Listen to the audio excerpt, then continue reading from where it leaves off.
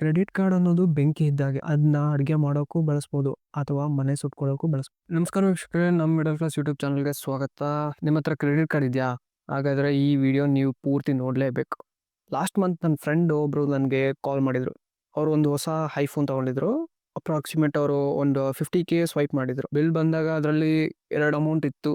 ಒಂದು ಟೋಟಲ್ ಔಟ್‌ಸ್ಟ್ಯಾಂಡಿಂಗು 50,000. ಎರಡನೇದು minimum amount due 2,500 ಇತ್ತು. ಸೊ ಅವನು ಅಂದ್ಕೊಂಡ, ವಾವ್, ಬ್ಯಾಂಕ್ನವ್ರು ಎಷ್ಟು ಒಳ್ಳೆಯವರಪ್ಪ, 50,000 ಖರ್ಚು ಮಾಡಿದ್ರೆ ಬರೀ 2,500 ಕಟ್ಟಿಸ್ಕೊಳ್ತಿದ್ದಾರೆ ಅಂತ ಅವ್ನು ಯೋಚನೆ ಮಾಡ್ತಿದ್ದ. ಗೊತ್ತಿರಲಿಲ್ಲ ಅದು ಬ್ಯಾಂಕ್ ಅವ್ರು ಇಟ್ಟಿರೋ ದೊಡ್ಡ ಚಕ್ರವ್ಯೂಹದಲ್ಲಿ ಕಾಲಿಟ್ಟಿದ್ದಾನೆ ಅಂತ. ಮಿನಿಮಮ್ ಪೇಮೆಂಟ್ ಅಂದ್ರೆ ಬ್ಯಾಂಕ್ ನಿಮ್ಗೆ ಮಾಡ್ತಿರೋ ಹೆಲ್ಪ್ ಅಂತೂ ಅಲ್ಲ. ಅದು ಬ್ಯಾಂಕ್ನವರು ನಮ್ಗೆ ಲೈಫ್ ಲಾಂಗ್ ಸಾಲದಲ್ಲೇ ಇರೋಕ್ ಮಾಡಿರೋ ಒಂದು ಪರ್ಫೆಕ್ಟ್ ಟ್ರ್ಯಾಪ್. ಆ ಟ್ರ್ಯಾಪ್ ಹೇಗೆ ಕೆಲಸ ಮಾಡುತ್ತೆ, ಬ್ಯಾಂಕ್ ನಮ್ ತಲೆಗೆ ಹೇಗೆ ಹುಳ ಬಿಡ್ತಾರೆ, ಆ ಸೈಕಾಲಜಿ ಏನು, ಮತ್ತೆ ಈ ಸಾಲದಿಂದ ಹೊರಗೆ ಬರೋದು ಹೇಗೆ, ಈ ಎಲ್ಲಾ ವಿಷಯಗಳನ್ನ ನಮ್ಮ ಮಿಡಲ್ ಕ್ಲಾಸ್ ಚಾನಲ್ ಈ ಎಪಿಸೋಡ್ ಅಲ್ಲಿ ಕ್ಲಿಯರ್ ಆಗಿ ಎಕ್ಸ್ಪ್ಲೇನ್ ಮಾಡ್ತೀನಿ. ದಯವಿಟ್ಟು ಇನ್ನು ಸಬ್ಸ್ಕ್ರೈಬ್ ಮಾಡಿಲ್ಲ ಅಂದ್ರೆ ಸಬ್ಸ್ಕ್ರೈಬ್ ಮಾಡಿ. ಇಂಡಿಯಾದಲ್ಲಿ ಈಗ ಸುಮಾರು 9.5 ಕೋಟಿಗೂ ಹೆಚ್ಚು ಕ್ರೆಡಿಟ್ ಕಾರ್ಡ್ ಇವೆ. RBI ಡೇಟಾ ಪ್ರಕಾರ ಇದರಲ್ಲಿ 3 ಕೋಟಿಗೂ ಹೆಚ್ಚು ಜನ ಪ್ರತಿ ತಿಂಗಳು ಫುಲ್ ಅಮೌಂಟ್ ಪೇ ಮಾಡಲ್ಲ. ಅವರು ಪೇ ಮಾಡೋದು ಕೇವಲ ಮಿನಿಮಮ್ ಡ್ಯೂ ಮಾತ್ರ. ಸೊ ಮಿನಿಮಮ್ ಡ್ಯೂ ಪೇ ಮಾಡಿದ್ರೆ ಏನಾಗುತ್ತೆ, ಒಂದು ಸಿಂಪಲ್ ಕ್ಯಾಲ್ಕುಲೇಷನ್ ನೋಡೋಣ. ದಯವಿಟ್ಟು ಸ್ವಲ್ಪ ಗಮನ ಕೊಟ್ಟು ನೋಡಿ. ಇಮ್ಯಾಜಿನ್, ನಿಮ್ಮ ಸಾಲ ಕ್ರೆಡಿಟ್ ಕಾರ್ಡಲ್ಲಿ 50,000 ರೂಪಾಯಿ ಇರುತ್ತೆ ಅನ್ಕೊಳ್ಳಿ. ಕ್ರೆಡಿಟ್ ಕಾರ್ಡ್ ಇಂಟ್ರೆಸ್ಟ್ ರೇಟ್ ಸಾಮಾನ್ಯವಾಗಿ 3.5% ಇರುತ್ತೆ.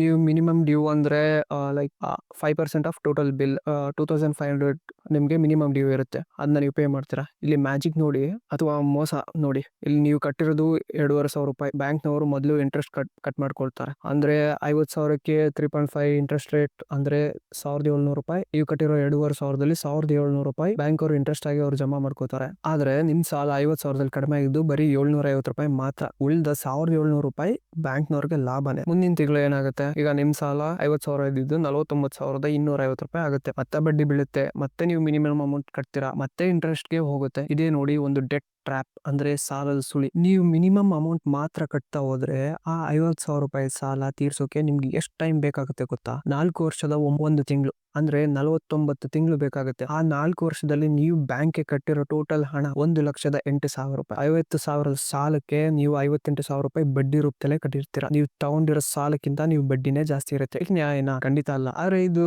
ಇಲೀಗಲ್. ಬ್ಯಾಂಕ್ ರೂಲ್ಸ್ ಪ್ರಕಾರ ಇದು ಸರಿನೇ, ಇದು ಲೀಗಲ್. ಈಗ ನೀವು ಕೇಳ್ಬೋದು, ಸರ್ ಇಷ್ಟೊಂದು ಮೋಸ ಇದ್ರು ಜನ ಯಾಕೆ ಮಿನಿಮಮ್ ಪೇ ಮಾಡ್ತಾರೆ ಅಂತ. ಜನದ್ರ ಬುದ್ಧಿ ಇಲ್ವಾ? ಇಲ್ಲಿ ಬರೋದು ಸೈಕಾಲಜಿ. ನಮ್ಮ ಚಾನಲ್ ಅಲ್ಲಿ ನಾವು ಯಾವಾಗಲೂ ಸೈಕಾಲಜಿ ಬಗ್ಗೆ ಮಾತಾಡ್ತೀವಿ. ಕ್ರೆಡಿಟ್ ಕಾರ್ಡ್ ಕಂಪ್ನಿಗಳು ದೊಡ್ಡ ಸೈಕಾಲಜಿಸ್ಟ್ ಗಳನ್ನ ಹೈರ್ ಮಾಡ್ಕೊಂಡಿರ್ತಾರೆ ನಿಮ್ಮನ್ನ ಬಲೆಯಲ್ಲಿ ಬೀಳ್ಸ್ಕೊಳ್ಳೋಕೆ. ಇಲ್ಲಿ 2 ರೀತಿ ಸೈಕಾಲಜಿ ಟ್ರಿಕ್ಸ್ ನ ಉಪಯೋಗಿಸ್ತಾರೆ. ಮೊದಲನೇ ಸೈಕಾಲಜಿ ಟ್ರಿಕ್ ಅಂದ್ರೆ ಆಂಕರಿಂಗ್ ಎಫೆಕ್ಟ್. ಇಲ್ಲಿ ಬಿಲ್ ಬಂದಾಗ ನಮ್ ಕಣ್ ಮೊದ್ಲೋಗೋದೆ ಆ ಸಣ್ಣ ನಂಬರ್ ಮೇಲೆ. ಅಂದ್ರೆ ಮಿನಿಮಮ್ ಅಮೌಂಟ್ ಏನು 2,500 ಇರುತ್ತೆ, ಅದ್ರ ಮೇಲೆ ಹೋಗುತ್ತೆ. ನಮ್ ಬ್ರೈನ್ಗೆ 50,000 ದೊಡ್ಡದಾಗೆ ಕಾಣುತ್ತೆ. ಸೊ 2,500 ತುಂಬಾ ಈಸಿಯಾಗಿ ಕಾಣುತ್ತೆ. ಬ್ಯಾಂಕ್ ನಮ್ಮ ಮನಸ್ಸಲ್ಲಿ ಆ 2,500ಗೆ ಆಂಕರ್ ಮಾಡುತ್ತೆ. ನೀವು ಅಂದ್ಕೊಳ್ತೀರಾ, ಪರವಾಗಿಲ್ಲ 2,500 ತಾನೆ ಕಟ್ತೀನಿ, ನೆಕ್ಸ್ಟ್ ಮಂತ್ ನೋಡೋಣ ಅಂತ. ಆ ನೆಕ್ಸ್ಟ್ ಮಂತ್ ಯಾವತ್ತೂ ಬರೋದೇ ಇಲ್ಲ. ಇದು ಕೀಪ್ ಆನ್ ಗೋಯಿಂಗ್ ಆಗ್ತಾನೆ ಇರುತ್ತೆ. ಎರಡನೇದು ರಿಲೀಫ್ ಬಯಾಸ್ ಅಂತ. ಹಣ ಪ್ರಾಬ್ಲಮ್ ಇದ್ದಾಗ ನಮ್ಗೆ ಏನಾದ್ರೂ ಒಂದ್ ಸೊಲ್ಯೂಷನ್ ಬೇಕು. ಮಿನಿಮಮ್ ಅಮೌಂಟ್ ಕಟ್ಟಿದ್ರೆ ತಕ್ಷಣ ಒಂದ್ ರಿಲೀಫ್ ನಮ್ಗೆ ಸಿಗುತ್ತೆ. ನಾನು ಈಗಂತೂ ಡಿಫಾಲ್ಟರ್ ಆಗಿಲ್ಲ, ಬ್ಯಾಂಕ್ ಹ್ಯಾಪಿ, ನಾನು ಹ್ಯಾಪಿ ಅಂತ ಫೀಲ್ ಮಾಡ್ತೀವಿ. ಟೆಂಪ್ರವರಿ ರಿಲೀಫ್ಗೋಸ್ಕರ ನಾವು ಪರ್ಮನೆಂಟ್ ಪ್ರಾಬ್ಲಮ್ ನಲ್ಲಿ ತಲೆ ಮೇಲೆ ಹೇಳ್ಕೋತೀವಿ. ಬ್ಯಾಂಕ್ಗೆ ಗೊತ್ತು, ಮಿಡಲ್ ಕ್ಲಾಸ್ ಜನ ಯಾವತ್ತೂ ತಮ್ಮ ಸೆಲ್ಫ್ ರೆಸ್ಪೆಕ್ಟ್ ನ ಬಿಟ್ಕೊಡಲ್ಲ. ಸೆಲ್ಫ್ ರೆಸ್ಪೆಕ್ಟ್ ಗೋಸ್ಕರ ಅವ್ರು ಮಿನಿಮಮ್ ಅಮೌಂಟ್ ಆದ್ರೂ ಕಟ್ತಾರೆ ಅಂತ. ಅದನ್ನೇ ಬಂಡವಾಳ ಮಾಡ್ಕೊಂಡಿರೋ ಬ್ಯಾಂಕ್ಗಳು ನಮ್ಮನ್ನ ಈ ಬಲೆಯಲ್ಲಿ ಸಿಗಿಸ್. ಈಗ ನಿಮ್ಗೆ ಪ್ರಾಬ್ಲಮ್ ಅರ್ಥ ಆಗಿದೆ, ಸೈಕಾಲಜಿನೂ ಅರ್ಥ ಆಗಿದೆ ಅಂತ ನಾನು ಅನ್ಕೋತೀನಿ. ಈಗ ಸೊಲ್ಯೂಷನ್ ಏನು, ಈ ಟ್ರ್ಯಾಪ್ ಇಂದ ಹೊರಗೆ ಬರೋದು ಹೇಗೆ? ನಾನು ನಿಮ್ಗೆ 3 ಫಾರ್ಮುಲಾ ಕೊಡ್ತೀನಿ. ಇದು ಕಷ್ಟ ಆಗ್ಬೋದು, ಆದ್ರೆ ಇದೊಂದು ಪ್ರಾಕ್ಟಿಕಲ್ ಆಗಿದೆ. ಕಾರ್ಡ್ಗಳನ್ನ ಸ್ಟೆಪ್ 1, ಫೇಸ್ ದ ರಿಯಾಲಿಟಿ. ಒಂದು ಪೇಪರ್ ತಗೊಳ್ಳಿ, ನಿಮ್ಮ ಎಲ್ಲಾ ಕ್ರೆಡಿಟ್ ಕಾರ್ಡ್ಗಳನ್ನ ಅದರಲ್ಲಿ ಬರೀರಿ, ಲಿಸ್ಟ್ ಮಾಡಿ. ಪ್ರತಿಯೊಂದು ಇಂಟ್ರೆಸ್ಟ್ ಎಷ್ಟಿದೆ ಅಂತ ಚೆಕ್ ಮಾಡಿ ಬರೀರಿ. ನೆನ್ಪಿಡಿ, ಪರ್ಸನಲ್ ಲೋನ್ಗೆ 10-12% ಬಡ್ಡಿ ಇದ್ರೆ ಕ್ರೆಡಿಟ್ ಕಾರ್ಡ್ಗೆ 40-42% ಬಡ್ಡಿ ಇರುತ್ತೆ. ಪರ್ಸನಲ್ ಲೋನ್ಗಿಂತ 4 ಪಟ್ಟು ಜಾಸ್ತಿ ಇರುತ್ತೆ. ಎರಡನೇ step, attack the principal. Minimum payment ಅನ್ನೋದನ್ನ ಮರ್ತೇ ಬಿಡಿ. ನಿಮ್ಮ ಬಜೆಟ್ ಅಲ್ಲಿ ಎಷ್ಟು ಮ್ಯಾಕ್ಸಿಮಮ್ ನೀವು ಕ್ರೆಡಿಟ್ ಕಾರ್ಡ್ಗೆ ಪೇಮೆಂಟ್ ಮಾಡೋಕ್ಕಾಗುತ್ತೋ ಅಷ್ಟನ್ನ ಪೇಮೆಂಟ್ ಮಾಡಿ.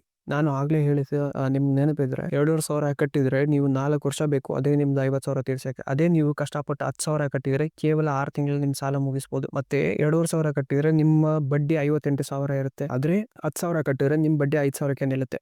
ಟೈಮ್ ಸೇವ್, ಮನಿ ಸೇವ್, ಟೆನ್ಷನ್ ಸೇವ್. ಮತ್ತೆ ಸ್ಟೆಪ್ 3, EMI ಕನ್ವರ್ಷನ್ ಟ್ರಿಕ್.